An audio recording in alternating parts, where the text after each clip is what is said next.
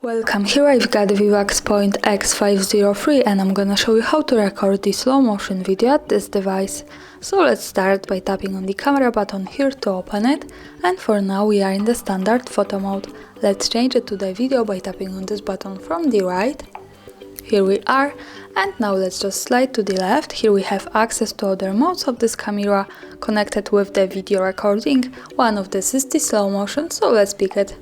And now we can start recording this kind of video by using this big button at the center, so let me start to show you how it works.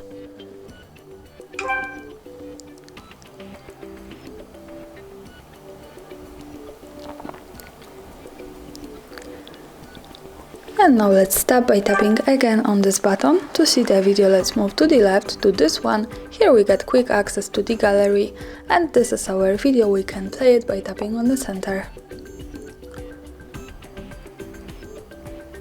As you can see, this is how the slow motion video looks like at this device. Thanks for watching, subscribe our channel and leave the thumbs up.